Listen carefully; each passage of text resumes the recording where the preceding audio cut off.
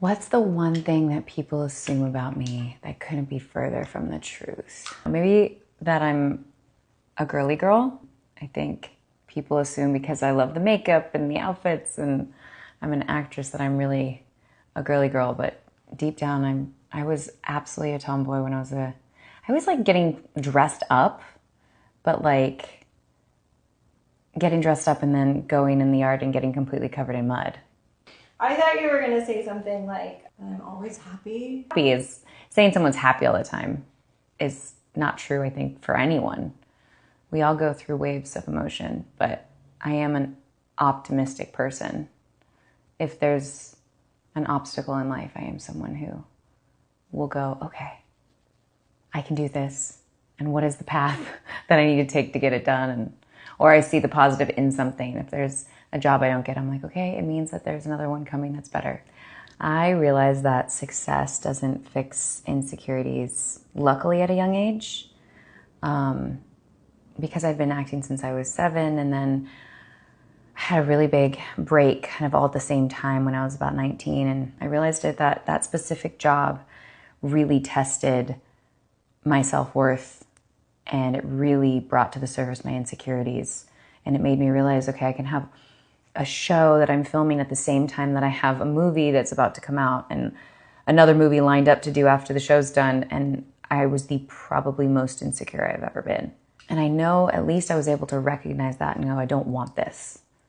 I don't want to be this person. It didn't feel good in my body to be that person. And so sadly, it was the hardest thing to go through, to have all 3 of those things, for lack of a better word, fail. But in the end, I learned the biggest lessons, and I realized that like money does not make you happy. Success, accolades, validation, like that is not what makes you happy. It's what's on the inside. And it's interesting that I know they always say this and it's easier said than done, but when you really get yourself in a positive headspace, it's crazy how things just fall into place. How do you get yourself into a positive headspace? It varies. I think now it's really important to have self-care, self-love, self-compassion, really focusing on listening to myself and what I need. And that is not always easy. Sometimes I have no idea what I need, but what I'll do is I'll be like, okay, I know I need to just sit with myself for a little bit and journal and kind of work through the surface stuff to see like, what is it I'm craving right now? I think my reset times to get back to that headspace are getting quicker. I'm learning like, okay, this is what I need. Like instead of delaying, like sometimes I think we know internally like, oh, I need this thing, right? I know I need to be alone for a little bit and just think. And sometimes I go, but I can't because I have to do this and this and this and this and this. And you're so afraid, afraid of people pleasing and disappointing people. But the truth is like, sometimes you just have to go, nope, I'm sorry, everybody. I love you all, but I'm going to take the day to just reset. And then the truth is once I reset, I'll be a better version of myself for everyone. Something that is imperfect about me that makes me more powerful. I see things through the eyes of like a child with this naive optimism that can really be to my detriment at times, because sometimes that kind of looking at the world with rose-colored glasses doesn't allow me to see the reality of the situation. But it's also what allows me to persevere through it all. I feel the most beautiful when I find that sweet spot of channeling self-compassion and self-worth and feeling worthy and self-love. When I'm really at a place where I'm able to do all of that, because as much as I say to strive for it, it's not something that happens every day. So I think when I find that sweet spot of like, okay, I know that I'm a talented actress. I know that I'm a good person, a good friend, a good partner. I know that I'm loved by so many and they love me for me. It's not conditional love, it's unconditional. Like when I'm really able to just be at peace with life, I guess I feel the most beautiful. It's funny because like when you're at the most peaceful, when I'm at the most peaceful, the idea of, oh, do I feel beautiful isn't even a question. I just feel, it feels like everything is aligned. And I'm like, oh, it's where I'm like, I can go in the world and I feel like I'm shining. People think I'm extremely fearless. And I mean, self-doubt is present in me a lot of the times as an actor. Before every audition, I go, can I do this? Am I right for this? Should I just not audition for this? It's always there lingering, you know? I don't think that ever goes away, but it's nice to be able to go, no, I can do this.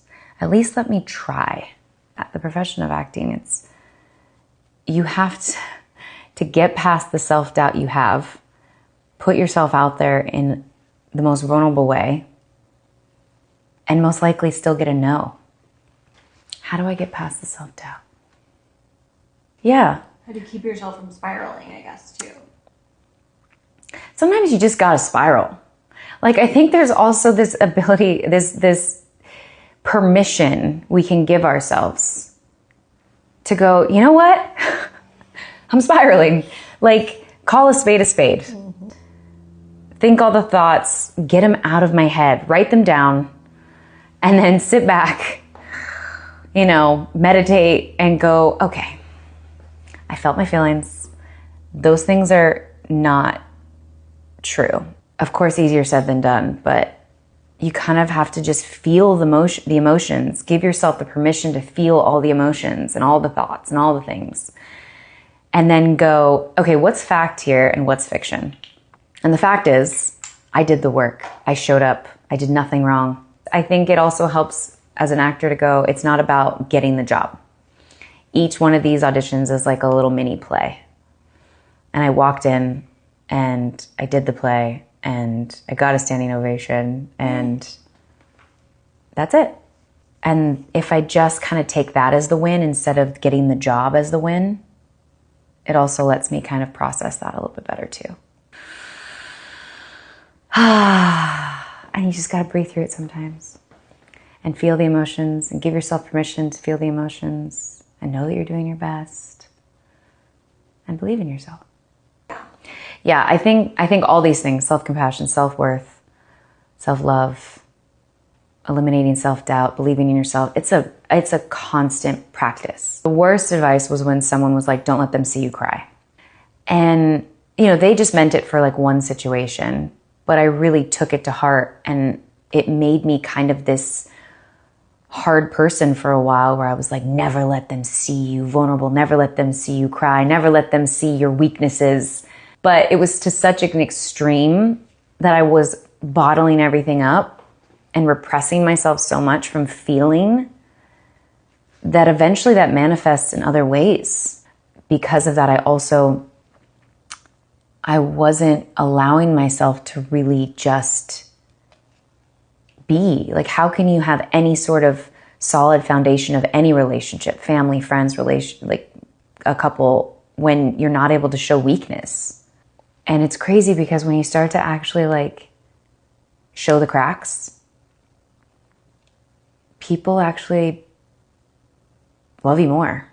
And it makes them feel like they can do it as well. Oh, I wish I could talk to little Danielle.